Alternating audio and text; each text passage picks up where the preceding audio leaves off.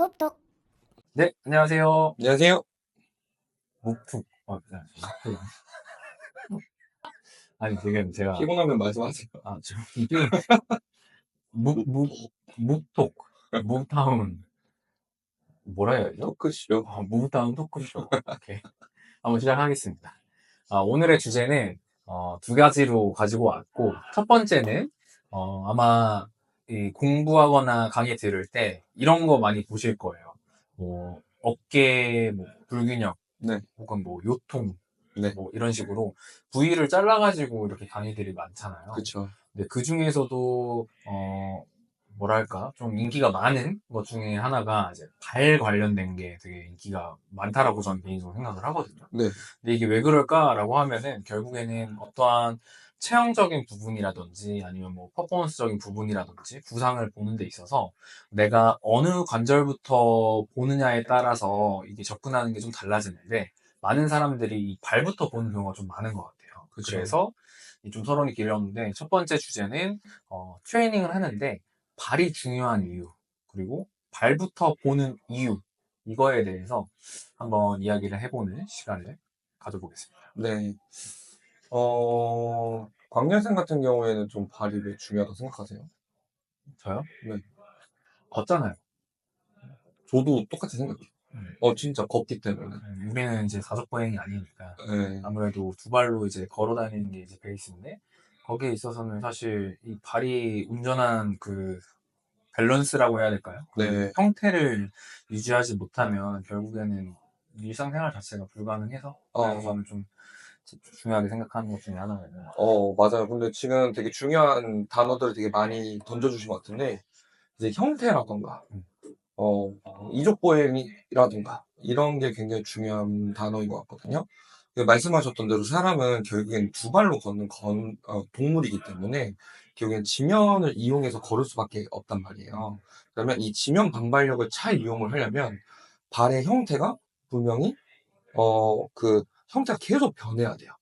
단순히 막 이게 한 형태로 고정되어 있는 상태가 아니라 지속적으로 변해야 되는데 우리가 이 형태가 변하지 않는 상태가 되었을 때 이제 대부분 발에 문제가 생기게 되고 그게 단순히 OKC 상황이 아니라 지면을 지지하고 있는 CKC 상황에서 체형에 영향을 굉장히 많이 준다고 생각하거든요.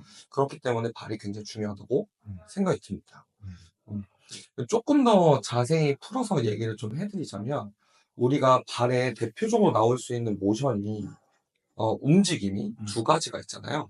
하나는 회외, 하나는 네. 회내. 슈피네이션과 프로네이션 이 두 가지가 나오는데 대부분은 우리가 발이 프로네이션, 평발인 상태가 돼가지고 문제가 많이 된다라고 말씀들을 많이 해주시죠. 근데 이 평발이 꼭 안 좋은 건 아니에요, 사실. 음. 평발의 장단점이 있고 반대로 요족일 때 장단점도 있거든요. 두 발의 형태가 잘 상황에 맞게끔 왔다 갔다 할 수 있어야 되는데 그렇지 못해도 문제가 생긴다라는 거죠.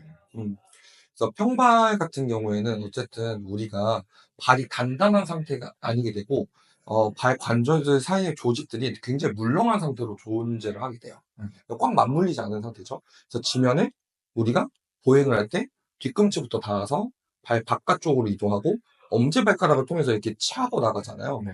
이 차고 나갈 때 발이 슈피네이션이 되면서 차고 나가야 되는데 슈피네이션이 돼주지 못하니까 지면 반발력을 온전히 이용하기가 굉장히 어렵다는 단점이 존재를 해요. 근데 반대로 요족 같은 경우에 그럼 이건 굉장히 쉽겠죠. 그쵸. 근데 이제 문제는 지지면이 우리가 평지만을 걸어 다니진 않는다라. 울퉁불퉁한 곳을 걷거나 아니면은 예를 들어 약간 턱 있는 데를 걸을 수도 있는데 그때 우리가 뒤꿈치가 닿았을 때 여기 바깥쪽으로 이동하는 순간 이 체중이 분산되는 순간 발이 이때는 살짝 말랑해지거든요. 이 말랑해지는 이유 자체가 지면에 적응을 하기 위해서예요.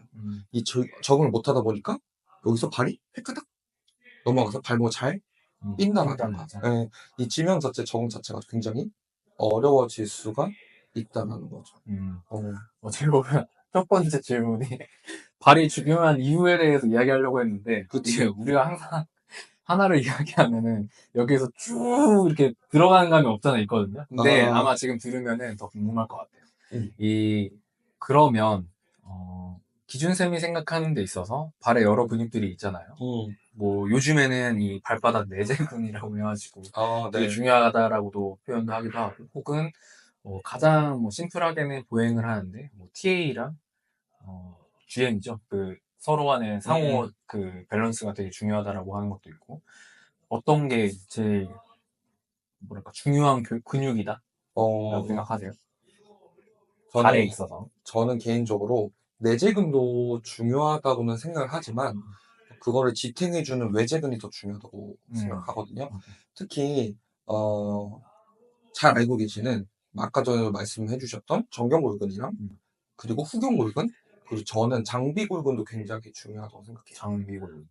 왜냐면은 얘네가 발의 아치를 계속 유지해주는 역할을 해요. 음, 후경골근은 뒤쪽으로 아치를 유지해주고, 정경골근은 앞쪽에서 아치를 유지해주고, 그리고 장비골근이 실제로, 그 기시정지를 보시면은, 비골에 이제 외측에서 시작을 하잖아요. 근데 이제 다섯 번째 이제 중족골을 통해서 발바닥을 향하거든요. 음, 근데 걔가 첫 번째 설상골이랑 중족골로 가서 붙어요. 음. 그러니까 발바닥을 전체를 이렇게 경유를 해서 들어가는데 네. 거기 안에 붙어 있는 내재근도 존재를 해요. 음, 장비골근에 붙어 있는 내재근들도.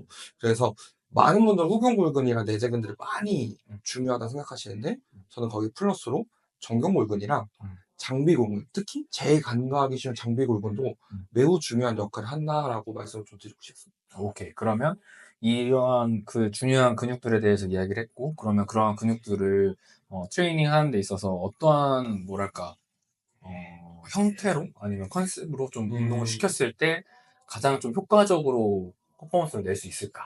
아, 제일 좋은 형태 같은 경우에는, 어쨌든 처음에 우리가 발목 운동하고 발가락 운동한다라고 하면은, 예전에는 OKC로 굉장히 많이 시켰던 것 같아요. 음, 앉은 상태에서 이제 발목을 이렇게, 음, 앵글 펌프처럼 이렇게 많이 시켰는데, 근데 그게 현실적으로 CTC 상황이 됐을 때는, 발에 대한 그런 인지가 굉장히 떨어지기 때문에, 그것들이 제대로 활용되지 못하고, 발이 똑같이 무너지거나, 음, 아니면 아치가 굉장히 높게 유지되거나, 그런 상태로 유지를 한다는 거죠. 그래서 저는 CKC 상황에서 운동이 굉장히 중요하고, 음, 그리고 발목 관절의 대표적인 게 음, 이제 거고라 관절이랑 네. 그리고 겉털 관절 이 두 가지가 있잖아요. 네. 걔네 축을 가지고 이렇게 축이 걔네 이렇게 X자를 음, 그리거든요. 음, 그래서 그 구역이 나뉘어요. 음, 그래서 예를 들어서 정경골근 같은 경우에는 안쪽 앞쪽 구역이에요. 음, 그래서 얘는 이제 네 번과 이제 배축골고를 만들어주는 기능을 하는데 그러면 그 방향으로 수축을 해야 얘가 최대 수축을 유도해낼 수 있겠죠. 네네.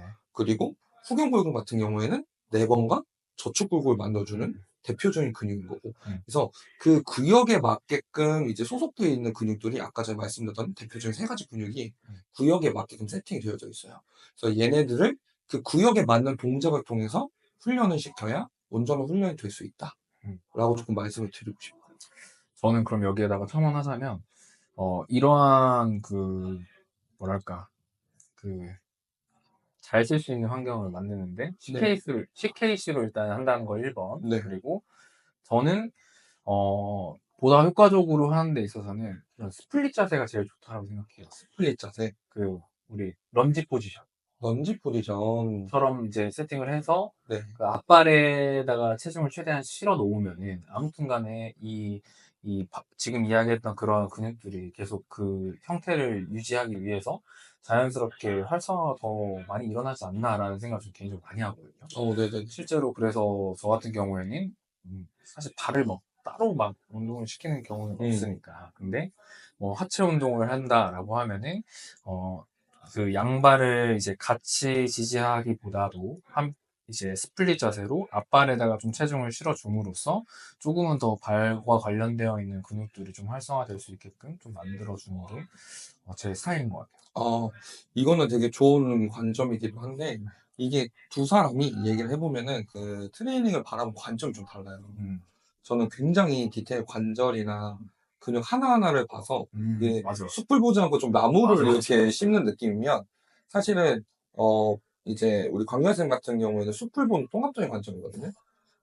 근데 FMS에서도 사실 이걸 굉장히 강조를 많이 해요. 이거 제가 잘 몰라서 그래요. 잘 몰라. 아니요. 근데 이게 더 좋다라는 관점이 되게 많아요. 예. 그래서 두 개 관점 중에서 편하신 거 쓰십시오. 오케이, 좋습니다. 아무튼 발은 중요하다. 음.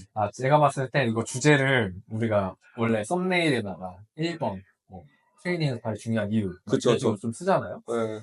누누이 말씀드리지만, 제가 주제는 정하고, 이 영상은 컷 편집 없이 그냥 흘러가는 대로 찍다 보니까, 아마 주제는 조금 바뀌어야 되지 않을까라는 생각도 들긴 합니다. 네, 진짜 그냥 날 것으로 대화를 하다 보니까, 네. 오케이, 그러면 두 번째로는, 이거는 제 지인분이 좀 이야기를 해주셨거든요. 음, 저희 거 그 영상 봤대요. 음, 봤는데, 그럼 이 재활이라는 그 운동 재활을 한다.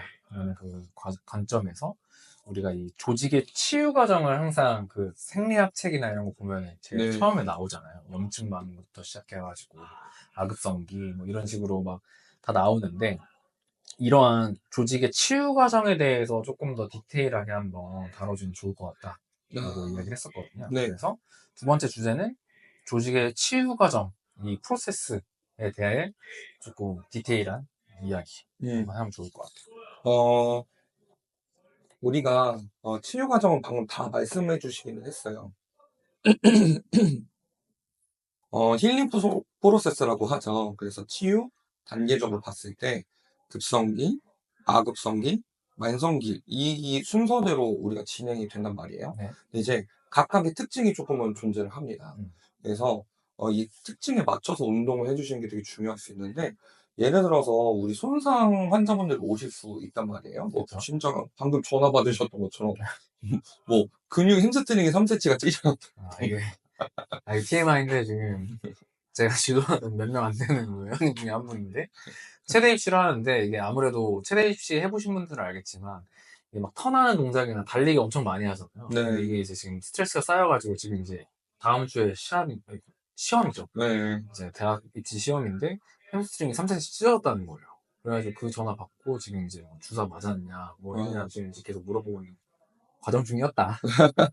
그래서 갑자기 생각나서 이제 말씀을 드린 거고, 이제 보면은, 근데 이렇게 손상이 이제 재활을 할 때 프로토콜을 굉장히 많이 네. 찾잖아요. 그리고 정형화된 프로토콜도 분명히 존재를 하고, 근데 그 모든 게 힐링 프로세스에 맞춰서 프로토콜이 주차별로 되어져 있는 거고, 그 조직의 종류에 따라서 기간이 어느 정도 걸리는지 다 다르게 되고, 음, 그건 다 실험을 해보고 적용을 해봤을 때, 이때가 가장 좋더라 음, 해서 나온 건데, 이제, 힐링 프로세스부터 말씀을 드리면은, 급성기 때는 가장 큰 특징은 우리가 알고 있는 손상 직후의 그 특징들이랑 똑같아요. 음, 뭐가 있죠?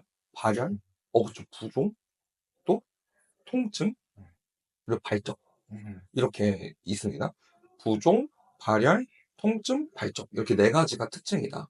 근데 이런 경우에는 우리가 할 수 있는 경우에 수가 거의 없어요. 음, 그러니까 이 염증이 최대한 적게 나올 수 있도록 너무 많이 발현되지 않게 만들 수 있도록 우리가 프라이스라고 하죠. 음, 그 과정을 해주는 방법밖에는 거의 없다. 음, 어, 그래서, 아급성기 때는, 급성기 때는 특히 우리가 할 게 많이 없고, 음, 아급성기로 넘어오기 시작하면은 사실 그때부터 재활 운동이 조금씩 가능해지기 시작해요. 음, 그래서 이제 아급성기부터는 이 급성기의 현상이 조금 줄어든 상태라고 생각해 주시면 될 것 같아요. 음, 통증이 한 100에서 한 60% 줄고, 음, 이 뭐 열도 간헐적으로 나타나고, 음. 발적도 간헐적으로 나타나고, 통증도 이제 많이 줄고, 통증 앞에서 말씀드렸나요?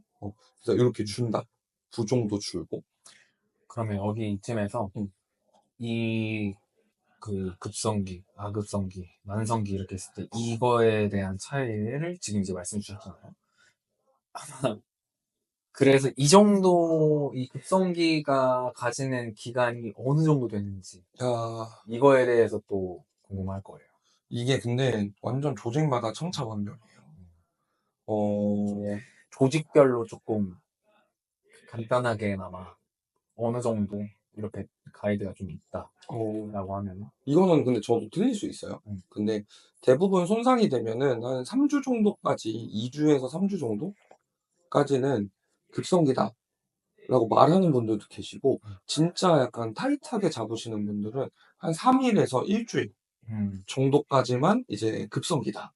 이제 그다음부터는 만성기고, 그다음부터 아급성기고, 음, 이제 조직이 어느 정도 회복이 된 상태에서 간헐적으로 어떤 동작을 하거나, 음, 어, 아니면은 특정 상황에서 통증이 생길 때를 만성기라고 보는 분들이 계시거든요. 그래서 이 조직이 딱 그 기간이 천차만별이기 때문에 그 나타내는 증상을 보시는 게 제일 음. 좋으실 수 있어요. 지금 처음에 이야기했던 그 증상에 따라서 지금이 어느 시기다라고 조금 예측하는 게 더 차라리 접근하는 거에 있어서는 나을 수 있다. 네. 근데 이렇게 막상 딱 말씀드리면은 굉장히 어려워하시기 때문에 예를 들어서 50견을 보시면은 50견에 딱 그 과정이 딱 잘 나타나 있거든요. 음.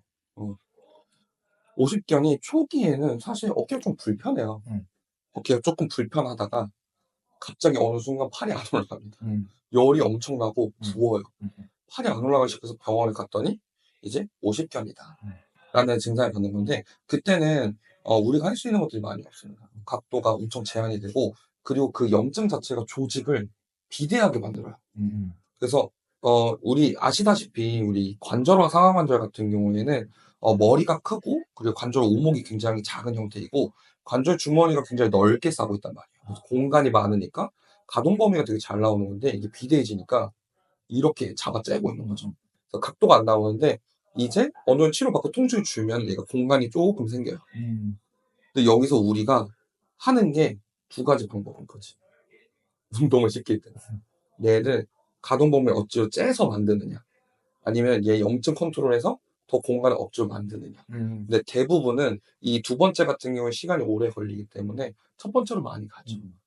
근데 우리가 이제 50견이 왜 50견이냐면 50살 전후로 나타났다 60살 때 괜찮아진다라고 해서 50견이거든요. 왜냐면 그게 염증이 만성화돼서 만성화되면 이 조직의 공간이 치유를 안 했을 때 회복이 되니까 어느 정도 이 좁아들었던 게 다시 공간이 벌어지게 되고 음. 여기 안에 있는 이제 그 염증 자체가 좀 줄어들다 보니까 통증도 거의 안 나타나. 음. 근데 끝범이나 아니면 내가 팔을 무리하게 쓰면 얘네가 다시 좋아요. 음. 이런 상태가 계속 반복이 되는 거죠. 음. 근데 대부분의 우리 회원님들이 오실 때는 아급성기 끝무렵이나 음. 아니면 만성기 때 오세요. 음. 이때 접근을 어떻게 하느냐가 되게 중요할 수 있거든요.